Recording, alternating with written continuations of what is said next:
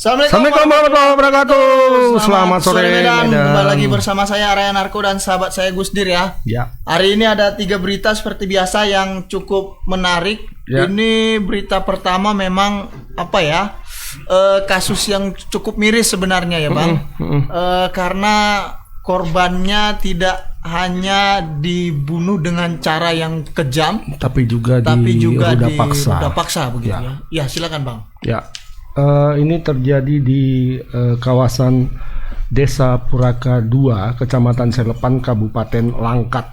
Nah, ini kejadiannya beberapa waktu lalu ya. Seorang siswi SMP berinisial AS 14 tahun ditemukan meninggal dunia dengan kondisi yang mengenaskan dan setelah beberapa waktu itu polisi berhasil menangkap pelakunya yang ternyata merupakan pacar. Waduh. Enggak tahu nih apakah pacar atau apa, tapi dia mengaku orang dekat.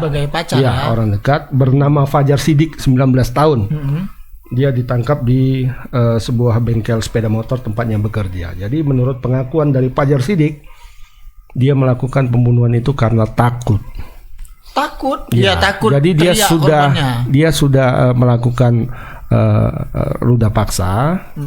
Awalnya mereka berjalan-jalan gitu, jalan-jalan dan dia memaksakan inilah ya, untuk mau bercinta gitu ya, menyetubuhi si korban ini tidak mau, kemudian dipukul sama dia, dipukul pingsan.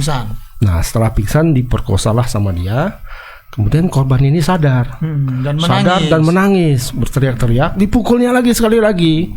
Udah dipukul pingsan, dia paksa sekali lagi. Dan sama dia. Ya, waktu dipukul itu ternyata pakai batu Bang. Nah setelah itu dia mungkin merasa takut karena perbuatannya ini.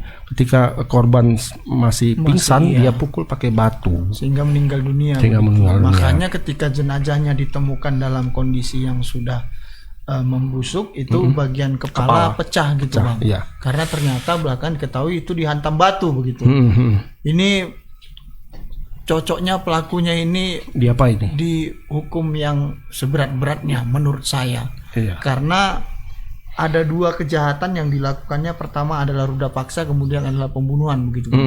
Ini kan cukup sadis dan mengerikan gitu ya. Polisi sendiri kelihatannya sangat gerem sama dia. Cuman karena mungkin usianya masih 19 ya. Kalau enggak kakimu bolong. Aku rasa itu pun mungkin polisi mengungkapkan kegeramannya bernyanyi. Kita mendapatkan video tadi dari polisi. Akhirnya kau ketangkap. Apa lagunya tuh? Kita lihat aja. Lihat dulu. Ada lagunya.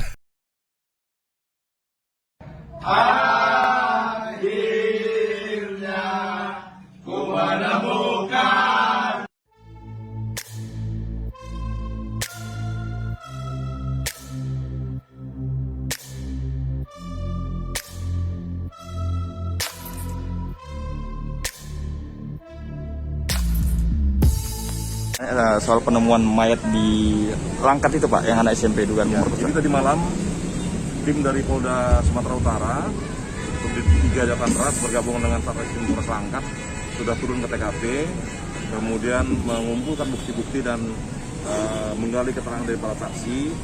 Jadi korban ini sudah lebih kurang 6 hari atau 7 hari itu dinyatakan hilang oleh pihak keluarga.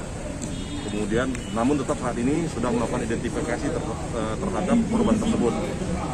Yang pasti kita akan berupaya untuk mengungkap pelaku atau sebab-sebab kematian daripada korban tersebut.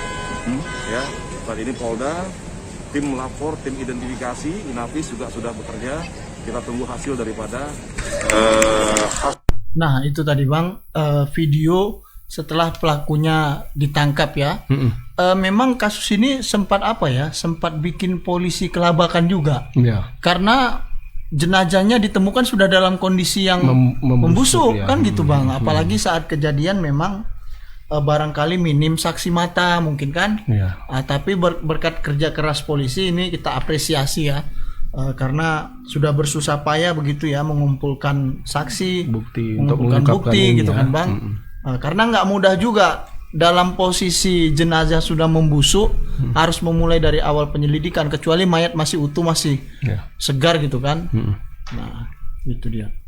Mungkin kita langsung saja ke reporter kita, Bung Freddy Budiman. Bukan. Selamat sore. Freddy S. Bung Ya, Freddy. selamat sore Bang Arai dan Bang Agus. Ya. Ya, ini Fred, bagaimana ceritanya ini? Ini kan menurut pengakuan si tersangka dia adalah pacarnya. Kemudian setelah ditangkap juga dia sempat mengaku sudah meruda paksa korban. Ini gimana ceritanya? Iya Bang, jadi memang penangkapan ini sebenarnya dilakukan oleh tim gabungan dari Polsek Pangkalan Berandan, Polres Langkat dan juga Polda Sumut. Jadi pelaku ini ditangkap kemarin sore sekitar pukul 16 setelah polisi itu memeriksa saksi, dan saksi mengatakan bahwa sebelum korban itu dinyatakan hilang, korban ini sempat berboncengan dengan pelaku, sehingga polisi melakukan penangkapan dan ditangkaplah pelaku ini di sebuah bengkel tempatnya itu bekerja pada kemarin sore.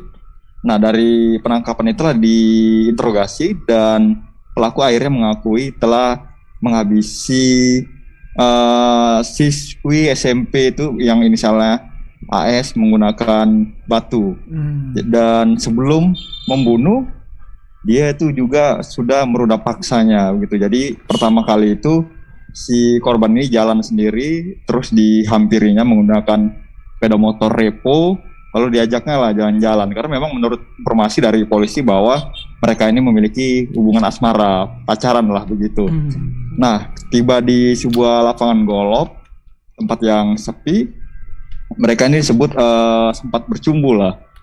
Namun ketika si pelaku ini meminta adegan lebih intim begitu dan ditolak, akhirnya pelaku ini emosi dan akhirnya dia memukul bagian leher korban hingga akhirnya korban pingsan. Nah, pada saat korban pingsan inilah pelaku ini memperkosa korban. Jadi pemerkosaan pertama itu pada saat emosi, dan kemudian beberapa saat kemudian dia sadar nih, korban ini sadar, marah-marah, nangis, lalu dipukul lagi dan akhirnya pingsan dan lalu diperkosa lagi begitu sampai akhirnya ketika dia itu sadar dan akhirnya ada batu dihantam lah, menggunakan batu kepala, leher dan bagian kening gitu, hingga akhirnya korban meninggal dunia. Setelah korban meninggal dunia, si pelaku ini membawa Fred, melepas pakai, ya Bang. Alasan dia memukul korban untuk yang kedua kali itu apa? Ini informasi kita dapat katanya karena dia khawatir yang pertama itu korban teriak gitu ya. Yang kedua barangkali korban hendak mengadukan apa yang dilakukannya kepada korban itu. Apakah seperti itu, Fred? Karena dia merasa khawatir gitu ya. Iya, dia tuh takut Bang. Dia tuh takut karena kan korban ini kan setelah pingsan itu kan sadar itu kan, melihat kalau kondisinya itu ya sudah telanjang diperkosa gitu. Makanya dia teriak-teriak, makanya khawatir, makanya dipukul lagi lah sampai pingsan sampai akhirnya si korban ini meninggal. Jadi kekhawatiran itu karena korban teriak-teriak dan nangis-nangis itulah yang membuat pemicu lah dibunuhnya korban ini. Freddy, kalau boleh tahu pasal yang diterapkan terhadap tersangka ini apa? Jadi untuk pasal sendiri ini ada beberapa pasal Bang ya.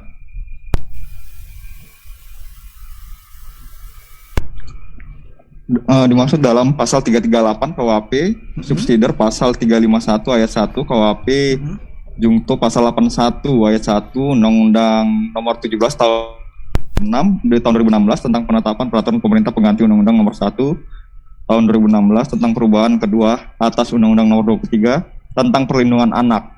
Gitu Bang. Jadi ini berlapis lah. Berarti ada 3 pasal ya. Pertama adalah pembunuhan, kemudian penganiayaan menyebabkan orang meninggal dunia, dan ketiga adalah Undang-Undang perlindungan anak ya. Perlindungan anak, iya Bang. Baik. Ya, untuk saat ini tersangkanya masih di Polres Langkat atau di Polsek Pangkalan Berandan? Saat ini tersangkanya itu tadi informasi yang terakhir itu berada di Polres Langkat dan rencananya akan dirilis hari ini juga di Polres Langkat Bang. Karena memang tadi itu dari itu polisi masih melakukan pendalaman lagi soal aksi biadab dari si pelaku ini Bang, karena memang barang bukti juga itu sempat dibuang oleh pelaku, pakaian itu sempat dibuang oleh pelaku ke parit gitu, sementara pakaian yang dia gunakan ini pelaku ini dibuang pada malam harinya. Begitu Bang. Berarti memang sudah sangat direncanakan oleh yang bersangkutan ya. Ya, baik Fred. Ada lagi ya Bang mau tanya? Agak apa? Kehilangan kata-kata ya. Memang kita sering kehilangan kata-kata kalau di terlalu kejam ya. Terlalu kejam ya. Apalagi perempuan ya. Aku teringat anak di rumah. Yang kejam nih Bang. Ya terlalu ini ya kalau menurutku. Nanti barangkali Fred, karena sore ini dipaparkan, mungkin nanti bisa dikontak kembali Kasat Reskrim Polres Langkat mungkin atau Bapak Kapolres untuk bisa menanyakan kelanjutan penanganan perkara kasus ini. Apakah pelaku memang tunggal saja atau misalnya ada yang membantunya saat mungkin membuang pakaian atau segala macam, itu juga perlu kita ketahui Fred. Ya. Iya Bang, siap Bang.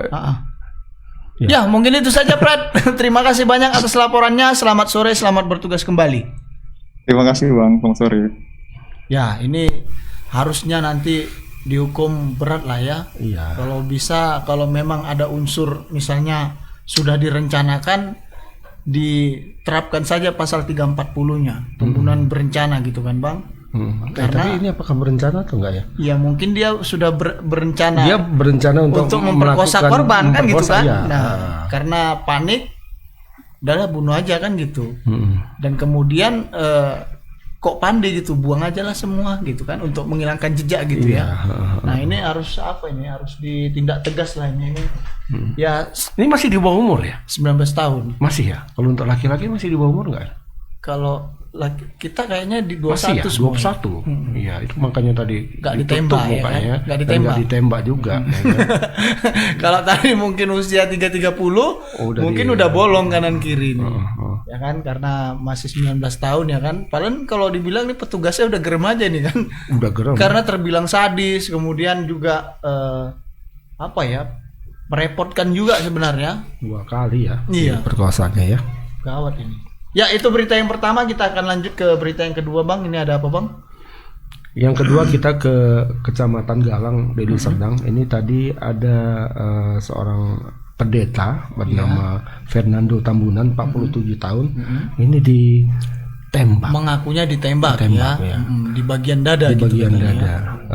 Nggak tahu apakah menggunakan senapan angin atau senapan apa, karena kalau bagian dada pakai senapan beneran itu sudah almarhum. Bilanglah kalau pakai pistol ya. Ya kalau pakai pistol. Tapi ini ya dia ditembaknya di depan rumahnya ketika sedang duduk dengan istrinya ya. Ini perumahan komplek Victory Land. Nah, jadi dia sedang duduk lagi megang HP apa tahu-tahu ini tertembak. Iya. Saya yakin ini kayaknya entah barangkali ya. Mungkin yang nembak ini sedang latihan airsoft gun mungkin atau air gun ya kan? Nyasar gitu maksudnya. Iya, bisa jadi kan Bang, karena kalau dia pakai senjata api pasti orang bakal dengar letusan gitu kan. Nah, ini warga juga tidak mendengar ada letusan gitu katanya. Berarti kan ada kemungkinan ini pakai airsoft gitu kan.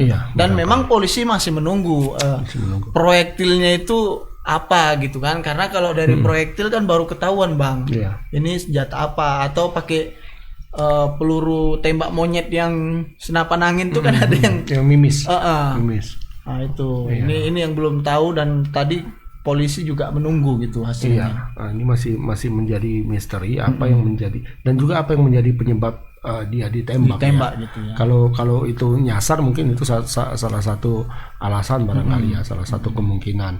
Tapi kalau misalnya sudah direncanakan gitu ya. Itu kira-kira apa sih latar belakangnya kan? Karena beliau ini seorang pendeta di gereja apa tadi katanya? Kasih ya? Kasih Allah gitu ya. Kasih Allah gitu ya. Gerejanya terletak di kawasan Dolok Masihul. Sergei. Oh, di Sergei. Iya, itu Masihul saya bilang. Iya. Nah, ini ada videonya. Ada videonya, kita lihat dulu videonya nih. Dirawat sejak tadi malam. Nah, ini saat ini tim identifikasi Polresta Deli Serdang ini kembali mendatangi lokasi untuk melakukan penyelidikan, mencari petunjuk-petunjuk untuk melakukan pengungkapan atas kasus ini. Nah, dapat Tribuners lihat, ini adalah perumahan Victory Land. Jadi untuk di daerah ini itu masih banyak rumah yang belum ditempati. Jadi karena memang perumahan ini adalah perumahan baru. Nah, ini yang dipasang garis polisi oleh pihak kepolisian, ini sudah dilakukan garis polisi sejak tadi malam. Jadi untuk di depan rumahnya, nah, ini adalah suasana di depan rumah korban. Jadi daerahnya memang masih sepi.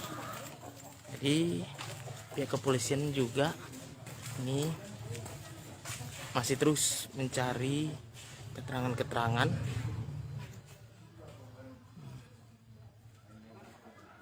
Nah, seperti ini. Rumah ini tepat di depan rumah korban, ini belum ditempati, termasuk juga yang ini. Jadi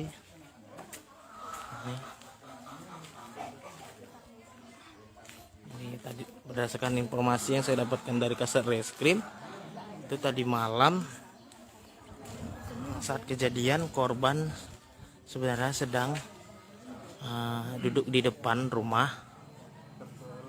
Jadi tidak lama kemudian korban ini yang seorang pendeta ini mengeluh kesakitan di bagian dada karena akibat tertembak senjata. Jadi belum diketahui senjata api jenis apa yang mengenai korban.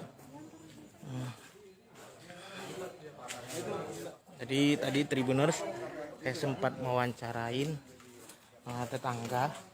Jadi pada saat tadi malam itu korban, maksud saya istri korban itu berteriak minta tolong kepada para tetangga lain karena suaminya itu terkena tembakan dan mengeluarkan darah. Nah, ini adalah suasana di sekitar.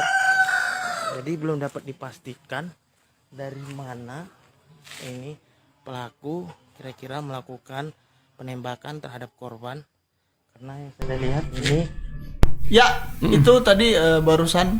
Tapi rumahnya kayaknya rapat-rapat ya. Lokasinya sempit lah. Makanya kalau kayaknya nggak mungkin orang latihan airsoft gun di situ. Bisa aja kan di ujung gang tadi. Nembak-nembak kaleng kan bisa aja. Gitu ya. Oh iya.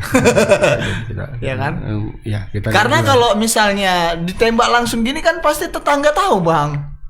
Iya. Dan suara motor pasti kan kedengaran. Iya, karena sangat sempit ya. Nggak mungkin sepertinya. Iya, atau ada yang dari jendela gini kan? Oh, depan-depan rumah ya bisa. Iya kan? Makanya nanti bisa dicek juga. Bisa dicek. Mana tahu ada tetangga yang punya airsoft gun ilegal kan gitu kan? Ya, dukanya banyak ya. Iya. Mungkin bisa di polisi pasti sudah apa ya? Pasti sudah merunut ini cara kerja polisi kan gitu. Berbagai kemungkinan mereka pasti ambil dan mereka gitu dilidik kan? Semuanya. Oke, kita ke Pak Indra. Iya. Ya, selamat sore Pak Indra. Selamat sore. Ya, Pak sore. Indra. Nah, ini dari perkembangan setelah kejadian, kemudian dari hasil penyelidikan polisi, kira-kira apa hasil penyelidikan sementara terkait penembakan ini, Pak Indra? Silakan Pak Indra. Ya, jadi barusan saya juga telah menghubungi Kapolresta Deli Serdang, Kombes Pol Irsan Siniwaji. Jadi berdasarkan perkembangan terakhir, mereka juga mengakui sampai saat ini belum mendapatkan apa yang menjadi motif pelaku melakukan penembakan terhadap korban. Karena memang pada saat kejadian ini tidak ada orang yang sama sekali, masyarakat di sekitar atau warga yang tinggal di komplek perumahan melihat orang-orang yang mencurigakan melintas di lokasi komplek. Jadi berdasarkan informasi yang saya dapatkan di warga yang tinggal di komplek ini, jadi warga ini menduga kalau pelaku ini melakukan penembakan dari atas bukit yang ada di sekitaran komplek. Jadi dapat saya jelaskan, jadi korban ini tinggal di area belakang komplek perumahan. Jadi area komplek ini tepatnya dia di Blok H. Jadi sekitar 20 meter, kurang dari 20 meter ini adalah bagian sisi rumah terakhir. Nah, ini bisa dilihat di gambar, Bang. Jadi itu ada sekitar batu tinggi kurang lebih sekitar 1 meter. Itu berbentuk berbentuk tembok. Jadi di atasnya itu adalah perbukitan dengan berbagai macam tumbuhan liar dan juga ada tanaman sawit. Jadi warga berpendapat kemungkinan pelakunya melakukan penembakan dari area tersebut. Mengapa demikian? Karena pada saat tidak lama kejadian ini warga bersama dengan polisi sempat menaiki atas bukit pada tadi malam itu. Jadi sempat melakukan meninjau lokasi di sekitar, dan di situ diketahui ada dua puntung rokok yang masih hidup seperti itu, Bang. Jadi diduga itu adalah puntung rokok yang dihisap oleh pelaku sembari melakukan penembakan dan pengintaian untuk memastikan apakah korban masih hidup atau tidak. Seperti itu, Bang. Berarti dari atas bukit ya, Pak Indra ya? Iya, dari atas gundukan itu. Itu kira-kira sampai nggak itu ya? Apanya? Kalau senapan angin sampai ya? Nggak, kira-kira. Ya, jadi kurang lebih jaraknya, Bang, dari 20 meter, Bang. Sampai berarti sampai. Kalau untuk tembak-tembak berburu sampai berburu babi kan? Atau monyet. Jadi entah mengapa ini, Bang, tadi malam itu terdapat 2 puntung rokok yang ada di atas bukit tersebut, Bang. Jadi dari situlah warga mencurigai bahwasanya pelaku melakukan penembakan dari atas, karena memang warga dari komunikasi warga sekitar tidak ada pria ataupun tidak ada orang-orang yang mencurigakan melintas dengan mengendarai sepeda motor di area kompleks seperti itu. Oh iya, berarti pas waktu kejadian itu tidak ada mobil atau sepeda motor yang melintas ya? Ya, tidak ada, Bang. Jadi memang perumahan ini Victory Land ini berada di Desa Caharun A. Ini adalah perumahan subsidi. Jadi jumlahnya itu sekitar 100. Jadi ini, Bang, sebagian besarnya ini belum berpenghuni. Jadi karena itu, Bang, ini daerah ini juga ini antara rumah satu dengan rumah lainnya yang sudah dihuni ini juga jaraknya cukup berjauhan seperti itu, Bang. Nah, seperti ini di gambar, ini 3 rumah yang ada di bagian kanan rumah korban ini sama sekali tidak ada penghuninya, Bang. Masih kosong ya? Kosong ya? Iya, kosong. Baik.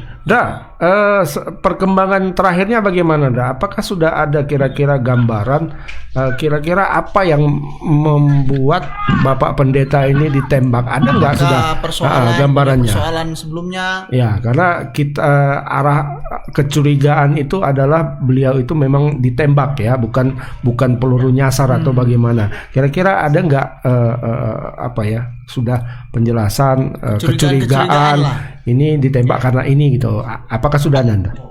Jadi pertanyaan itu juga tadi sempat saya tanyakan sama Kapolresta. Jadi beliau mengatakan sejauh ini masih belum bisa menyebutkan karena memang masih melakukan pendalaman dari setiap keterangan yang sudah diambil dari pihak korban, Bang. Jadi mereka juga mohon waktu untuk dapat mengungkap kasus ini seperti itu. Jadi untuk informasi terbaru juga ini rencananya ada menurut keterangan Kapolresta ini korban juga akan dirujuk ke Rumah Sakit Adam Malik dari Rumah Sakit Amri Tambunan, karena memang di Rumah Sakit Amri Tambunan ini sudah dilakukan mulai dari tadi malam sudah dilakukan tindakan pengobatan pertama, namun diputuskan untuk dengan pertimbangan lain ini sore ini akan dibawa ke rumah sakit Adam Malik.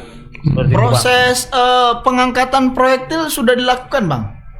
Ya, informasi terbaru. Jadi tadi saya juga sudah datangi rumah sakit umum Amri Tambunan. Jadi semenjak pukul 21.30 tadi malam korban dibawa, dan tadi sekitar pukul 16 ini korban masih berada di ruang ICU. transit masih ada berada di ruang transit karena memang saat ini diberlakukan SOP ketika ada pasien yang masuk dan dirawat di ruang rawat inap wajib dilakukan PCR terlebih dahulu. Walah. Jadi PCR, jadi sore ini akan keluar hasilnya, baru kemudian akan dilakukan tindakan medis lebih lanjut. Namun demikian tadi berarti belum dioperasi, Andra? Ya, belum, Bang. Jadi tapi cemah.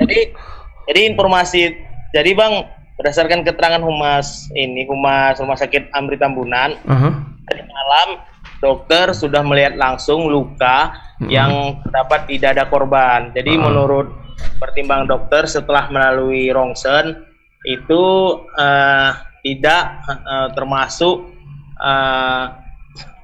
orang yang harus mesti cepat dilakukan. Itu kata dokter. Ini kata dokter ya. Kata dokter ya. Oke. Ya, kalau kata dokter oke.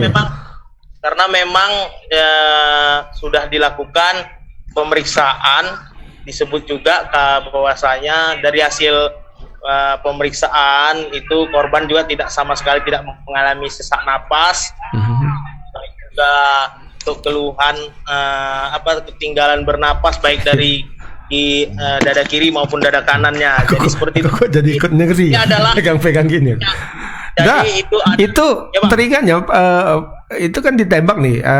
Masih ada tertinggal nggak pelurunya di dalam itu? Karena kalau tertinggal peluru kan, bagaimanapun itu terasa nyeri kan. Aku yang nggak kena tembaknya terasa nyeri nih jadinya. Membayangkan itu. Ya, jadi Bang, tadi pertanyaan itu juga sempat saya tanyakan Bang sama Reskrim. Reskrim menyatakan sejauh ini mereka juga belum bisa menentukan senjata apa yang dipakai pelaku untuk menembak korban. Mengingat mereka juga belum mengetahui proyektil yang sempat mengenai korban. Nah, jadi ini dugaan sementaranya, Bang. Ini untuk sementara kemungkinan ini adalah senjata api jenis senapan. Mengingat kondisi korban juga ini masih bisa diajak berbicara seperti itu, Bang. Senapan angin lah ya. Senapan angin. Ya. Tapi kan sakit juga. Sakit lah, Bang. Nggak mati memang, tapi sakit kan. Ya, jadi itu adalah pertimbangan dokter, Bang, yang mengaku mengapa tidak langsung dilakukan operasi seperti itu, Bang. Jadi ada pertimbangan dokter yang sudah dinilai mulai dari tadi malam sehingga tidak perlu tadi malam dilakukan pengobatan atau pengangkatan proyektilnya itu seperti itu, Pak. Baik. Oke. Baik, Pak Indra, barangkali nanti bisa di follow up lebih lanjut ya kan. Pertama itu menyangkut apakah sebelumnya si Bapak Pendeta punya masalah atau pernah berselisih paham mungkin kan. Terutama itu ya, iya terutama kan? itu. Soal itu latar belakangnya apa beliau ditembak apakah itu. Misalnya kalaupun tidak berselisih paham dengan orang lain, apakah pernah terlibat konflik dengan keluarga mungkin kan biasa kan atau dengan jemaat jemaat karena beliau pendeta sedikit juga. Bang, bisa saya tambahin, jadi berdasarkan pengakuan para tetangga kalau di area komplek ini itu warga mengaku sama sekali tidak ada masalah dengan korban selama ini. Kemudian juga korban juga ini dinilai ketika sehari-hari ini juga tidak terlalu aktif untuk bergaul dengan warga sekitar seperti itu. Jadi korban ini adalah pendeta di Gereja Sidang Jemaat Allah atau GSJA di daerah desa Damak Tolong Buhu, Kecamatan Bintang Bayu, Kabupaten Serdang Bedagai. Jadi Bang, selain seorang jemaat, dia juga ini adalah pekerja dari CP Perdamaian, perusahaan ban di bidang vulkanisir yang berada di di perbatasan antara Tanjung Rawa dengan Medan. Oke. Oke Pak Indra, kita akan menantikan laporan selanjutnya dari Pak Indra terkhususnya menyangkut apa misalnya dugaan-dugaan lain ya terkait persoalan ini. Mungkin itu saja Pak Indra. Terima kasih banyak atas laporannya. Selamat sore, selamat bertugas kembali. Ya, itu tadi laporan dari Pak Indra ya. Ternyata dari atas bukit ditembak karena ditemukan ada puntung rokok ya. Mirip sniper ya. Ini sniper untuk berburu apa ini? Berburu hewan ya. Iya, sepertinya babi hutan atau monyet ya. Karena kan kalau senapan angin kan biasa digunakan untuk berburu Bang. Biasa berburu rusa gitu ya. Nah ini kayaknya apa sudah direncanakan berarti kan? Ini sudah direncanakan. Kan nggak mungkin tiba-tiba tek gitu ya. Iya, itu. Dan dia memilih tempat yang cukup strategis ya. Pas-pasan di atas perbukitan. Ya kita lihat ya kan? dari gambarnya tadi bisa kita lihat ya Dan depan-depanan. di antara pohon sawit. Kalau malam memang sepertinya itu gelap itu. Gelap. Karena itu adalah semak-semak gitu ya. Dan tapi aku yang tadi masih cukup heran aku yang tadi. Nggak dioperasi. Iya, dibiarkan lama gitu loh. Ya itu memang mungkin ya dari analisanya hipotesisnya tidak dianggap membahayakan nyawa, dianggap darurat gitu ya. Tidak dianggap itu bisa menyebabkan kematian dan sebagainya. Tapi kan sakit bisa infeksi Pak Dokter. Bisa gitu ya, dibiarkan peluru di dalam badan ya. Dibiarkan satu malam ya kan. Makanya ini tapi ya tertusuk duri ikan gitu kan, lengket di sini sakit gitu ya. Apalagi di dalam gitu. Iya, segini dada segini. Makanya ini tapi ya itu tapi nggak tahu lah kita ya dokter itu ya. Dokter yang lebih tahu secara medis, lebih tahu mereka, tapi kita membayangkan secara orang awam lah melihat ya kan. Kita kena duri aja sakit dibiarin apalagi nggak tetanus itu kan gitu. Nah iya, nyerinya itu loh. Iya betul. Aku merasa ikut nyeri tadi. Ya itu berita yang kedua, kita akan lanjut ke berita yang ketiga. Baik, kita ke diary ini agak jauh. Ini terkait dengan tudingan pencurian sepeda motor yang ditudingkan kepada seorang remaja SMA. Dia sebenarnya mengaku tidak melakukan pencurian itu, tapi kawannya katanya, temannya yang melakukan itu. Dia sebenarnya korban juga karena oleh kawannya itu handphone, telepon genggamnya juga ikut dibawa, hilang gitu ya. Hilang. Dan si korban ini sempat disekap katanya. Iya, disekap 1 hari, kemudian dipukulin, dan ditelanjangi, dimandikan air cabai katanya. Dimandikan air cabai plus air es. Ya, ini kalau salah satu pelakunya perempuan lagi katanya. Alamak. Orang kepercayaan salah satu pemilik kafe itu. Oh gitu. Saya kira orang kepercayaan pejabat daerah. Saya kira tadi itu rupanya pemilik kafe ya. Ini ada videonya. Mungkin aja pemilik kafenya pejabat daerah, kan kita belum tahu. Iya, ada videonya, kita lihat dulu.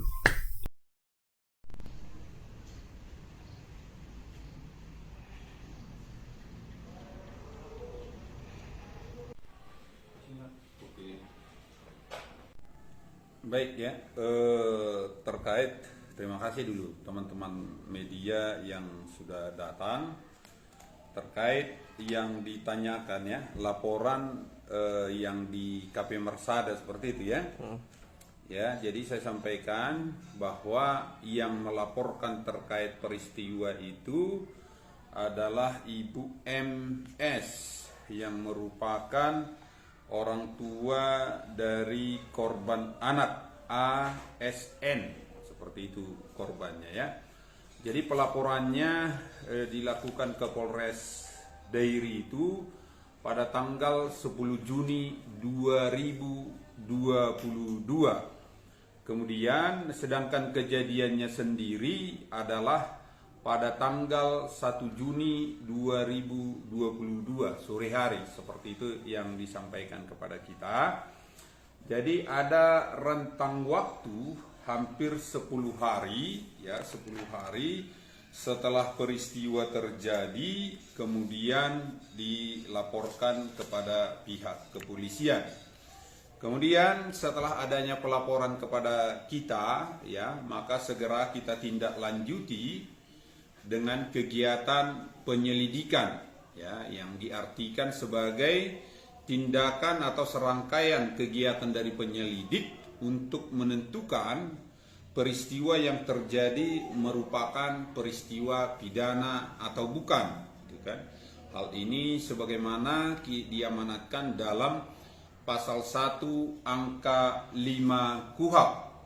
Setelah kita lakukan penyelidikan sesuai mekanisme hukum acara yang ada, maka terhadap peristiwa yang dilaporkan kemudian sudah kita lakukan gelar perkara dengan kesimpulan bahwa peristiwa yang terjadi merupakan peristiwa pidana. Dalam hal ini peristiwa secara bersama-sama melakukan kekerasan terhadap orang di muka umum dan juga sekaligus. Ya, itu tadi keterangan dari pejabat kepolisian ya, sepertinya itu Kasat Reskrim sepertinya ya, bahwasannya setelah dilakukan proses penyelidikan, kemudian dilakukan kita menunggu kesimpulannya dari tadi menit keberapa nih kesimpulannya, akhirnya ada tadi. Memang kadang perlu dijelaskan panjang karena tidak semua ya Bang bisa mengerti soal proses penyidikan ini ya. Sama kayak kalau kita di pengadilan ya, kayak gini tinggal menunggu ketok palunya 5 tahun penjara itu gitu bisa ya. sampai Tapi memang 2 jam itu membacakan itu kan. Pertimbangannya kenapa tadi juga misalnya. Bapak itu tadi kita tunggu ini kesimpulannya kapan ini. Ternyata merupakan tindak pidana yang dilakukan secara bersama-sama. Ya, kita langsung saja ke reporter kita biar mempersingkat waktu. Ada Alfi. Halo, selamat sore. Ya, halo Pi. Selamat sore Bang Are dan selamat sore Bang Agus. Ya, Alfi, ini setelah kejadian kira-kira korbannya mengalami luka atau seperti apa, Alfi? Ya, di sini bisa saya jelaskan sedikit ya Bang, kronologis untuk awalnya. Mana korban merupakan seorang pelajar SMA kelas 2 di Kecamatan Sidikalang. Korban di Sidikalang ini ngekos Bang. Nah, korban itu asalnya berasal dari Kecamatan Leparera. Nah, untuk Kecamatan Leparera sendiri bisa kita jelaskan untuk ke Sidikalang itu jaraknya sekitar 1 jam. Nah, makanya korban memutuskan untuk ngekos di Kecamatan Sidikalang. Nah, antara korban dan si yang pencuri sepeda motor yang berinisial D itu mengajak korban untuk mengambil paket di Kota Medan. Karena sudah merasa dekat, akhirnya si korban menuruti ke permintaan dari inisial D ini untuk berangkat ke Medan. Nah, paket apa nih, Pi? Karena dimingi-mingi Bang, akan nanti kalau misalnya sudah ambil paket nanti ku kasih uang jajanmu gitu. Paketnya apa kira-kira? Ganja kering, sabu atau piye? Nah, untuk paket sendiri tidak ada Bang. Nah, setelah tiba di Kota Medan di toko ini ya. Si korban ini diturunkan oleh si inisial D dan mengatakan tunggu di sini ya, nanti aku balik lagi gitu. Nah, lalu si inisial D ini meminta handphone si korban dan pergi meninggalkan korban di daerah kawasan Marelan Bang. Jadi untuk paket apa yang diambil dan untuk tujuannya apa di Medan itu juga tidak diketahui Bang. Ini hanya modus saja. Dan juga ternyata si D ini mengendarai sepeda motor pemilik dari kafe yang berada di Jalan Ring Road, Kecamatan Sidikalang. Nah, karena si pemilik kafe mengetahui bahwa si korban ini pergi bersama inisial D, lalu si korban ini ketika pulang ke Sidikalang menuduh kalau si anak ini merupakan sindikat dari berkomplot, dianggap berkomplot ya. Berkomplot Bang. Nah, akhirnya si anak ini kemudian diikat dan kemudian disuruh paksa untuk mengaku. Nah, padahal yang menurut keterangan dari korban bahwasanya dia juga sendiri merupakan korban karena handphonenya juga dirampas oleh inisial D ini sendiri Bang. Nah, saat dilakukan penyiksaan, si korban dengan kondisi tangan diikat dan kemudian beberapa wajahnya juga dipukuli oleh sekelompok orang yang dia mengetahui ada 4 orang Bang, di mana salah satu diantaranya orang kepercayaan dari si bos ini. Nah, si korban ini juga mengalami. Alfi, ya Bang, ini orang kepercayaan bos ini yang kita dapatkan namanya ini mirip-mirip nama perempuan. Apakah memang perempuan ya? Bukan perempuan Bang, sebenarnya lebih tepatnya laki-laki keperempuanan gitu Bang. kenceng itu. Oh, agak lambai ya. Separuh. Agak lambai. Oh gitu. Tapi dia dalam memukul agak kenceng ya. Yang keluar yang laki-lakinya. Dia selain memukul juga turut menyiramkan cabai bang ke tubuh korban yang sudah ditelanjangi bang. Iya. Setelah dianiaya dan setelah dipukuli dan hingga kepalanya juga dihantamkan dua gelas juga. Ketika keluar dari tempat penyekapan itu masih tersangkut beling di pelipis sini bang. Nah, itu korban akhirnya dilepas oleh para pelaku itu gimana? Alpi? Korban akhirnya dilepas oleh para pelaku kurang lebih hampir 1 minggu karena disekap dia? Ya disekap bang, dikurung di dalam satu ruangan dan kadang juga diberi makan. Nah karena tetap bersikeras tidak mengakui perbuatannya, akhirnya si anak ini dilepaskan begitu bang. Mengenai inisial D tadi gimana Alpi? Apakah saat ini sedang dalam pengejaran atau bagaimana? Nah, untuk laporan dari si D ini dan ternyata pihak dari kafe juga turut melaporkan inisial D atas kasus penggelapan sepeda motor dan saat ini pihak Polres Dairi sedang melakukan penyelidikan dan untuk saat ini inisial D ini masih belum dapat ditemukan di Sidikalang ataupun di Kota Medan gitu bang. Oke. Baik, Alpi barangkali nanti bisa di follow up lebih lanjut khususnya menyangkut si B ini ya, karena si B ini D atau B? D bang, D. D ya. Bisa di follow up ini bagaimana dengan si D ini karena dia sebenarnya juga terbilang pelaku utama ya akibat si D ini. Si korban jadi dianiaya dan bagaimana dengan pemilik KP, apakah nanti akan ditangkap juga atau seperti apa? Ini juga perlu didalami dan latar belakang pemilik KP juga perlu kita ketahui apakah jangan-jangan kepala dinas atau seperti apa. Ini pemilik KP-nya bagaimana? Dia kabar terakhir tadi ada si D ini dilaporkan. Yang melaporkan itu apakah pemilik KP-nya? Ya, menurut dari keterangan dari Kasareskrim bahwasanya yang melaporkan D ini merupakan pemilik dari sepeda motor dan juga merupakan pemilik dari kafe itu bang. Pemilik kafe itu. Iya. Kafe itu belum bisa kami temui bang. Oke. Si apa tadi si korban yang AS itu dia melaporkan pemilik kafe ya? Melaporkan yang tadi bang yang melakukan pengeroyokan. Iya. Pelaku pengeroyokan. Anak buah pemilik kafe ya. Berarti ini saling melaporkan lah ya. Oke. Baik. Oke Alpi. Oke Alpi, terima kasih laporannya. Selamat sore. Bertugas kembali. Ya itu. Jadi korban melaporkan pemilik KP dan pemilik KP melaporkan si pelaku utama gitu ya. Maunya kok nggak dari awal gitu ya. Kok sudah bonyok dulu anak orang baru dia melaporkan ini. Aduh, ini nggak betul ini. Ya itu 3 berita yang bisa kami sampaikan hari ini. Tadi pertama menyangkut penangkapan pembunuhan siswi SMP di Kabupaten Langkat. Ternyata pelaku mengaku sebagai pacarnya. Ya pacarnya mengaku sebagai pacarnya dan kemudian sempat meruda paksa korban sebelum melakukan pembunuhan gitu ya. Kemudian tadi yang kedua adalah berita menyangkut penembakan seorang pendeta yang ternyata diduga sudah direncanakan gitu ya dari ditembak di tempat yang tinggi gitu ya, bukit berjarak sekitar 20 meter gitu ya. Diduga menggunakan senapan angin lah ya. Senapan berburu tuh ya.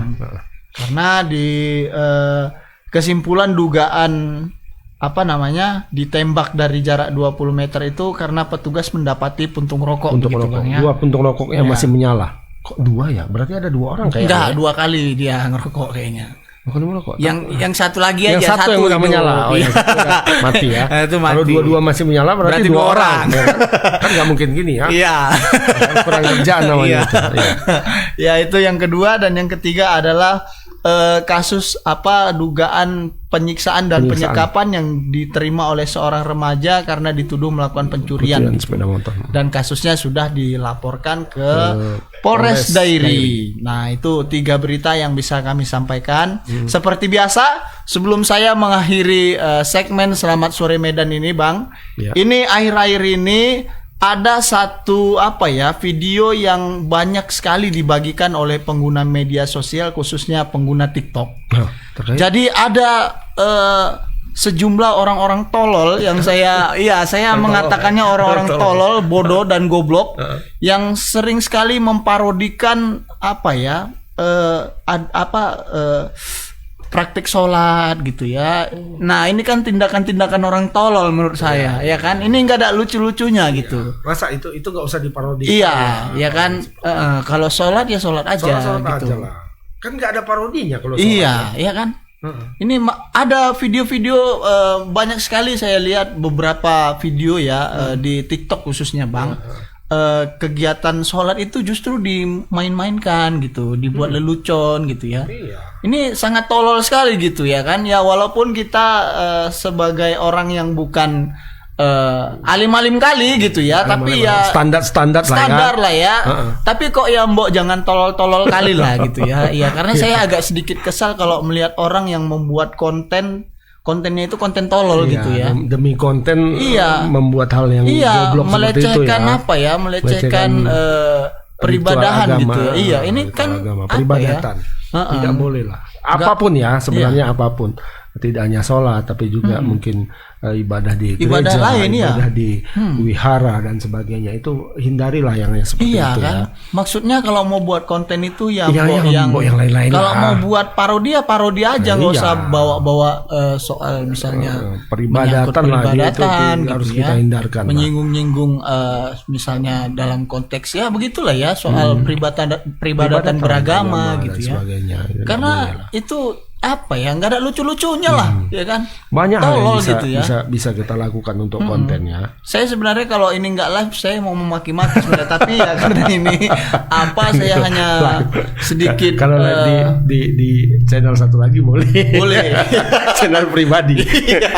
ini bahaya kalau sini. Iya, jadi mohon buat teman-teman ya kan, kita nggak melarang kalian mau nungging balik di TikTok itu silakan, tapi ya mbok jangan memparodikan yang menyangkut masalah khususnya peribadatan praktik agama gitu ya.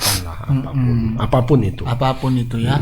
Ya itu mungkin Bang yang pesan-pesan yang ingin saya sampaikan. Dan yang terakhir tentunya saya mendukung upaya penelitian terhadap ganja medis. Nah itu. Pikir mau mendukung aplikasi Peduli Lindungi. Yang untuk kayak beli Pertamina ya. Yang untuk beli minyak goreng. Pertamina katanya juga gitu yang belakangan itu. Informasi kita terima terakhir itu ada namanya My Pertamina. Yang harus diunduh oleh warga yang hendak membeli Pertalite dan solar. Itu mulai 1 Juli di 11 daerah di Indonesia. Medan belum memang. Itu biar apa? Biar bisa didata gitu alasannya. Ya, supaya tertib gitu. Dan kan bisa sih tiap hari belanja itu kan pasti misalnya kalau misalnya beli 3 jerigen 10 jerigen kan tanda orangnya gitu ya. Kok kau supaya aja tepat kan sasaran gitu. Katanya gitu. Kan sebenarnya bisa aja kan? Iya kan? Ya yang pakai bansos yang sudah terstruktur dan bagus pun tetap kadang nggak nyampe juga aja ya kan. Iya. Itu membuat jadi ribet. Iya, ribet. Iya kan, misalnya kalau masyarakat yang nggak punya HP cemana? Pakai apa dia? Pakai kayu gitu. Mungkin asumsinya orang Indonesia sudah punya semua. Ya, nggak gitu juga lah. Ya kalaupun punya semua, paling Nokia yang lama gitu kan. Nokia yang bunyinya yang pencet 8 tulisannya ya. Ya kan? Ya maksudnya ya kalau buat peraturan agak lebih fleksibel lah, nggak usah yang kadang menyulitkan menjadi. Ya kalau memang mau mendata ya data aja manual kan tahu, biar ada kerjaan petugas juga. Toh sekarang sebenarnya kan sudah dilakukan juga itu kalau menurutku ya kalau setiap kita beli minyak di SPBU yang besar itu kan petugasnya itu ada mencet sesuatu sekarang kan. Berarti kan sudah mendata sebenarnya mereka.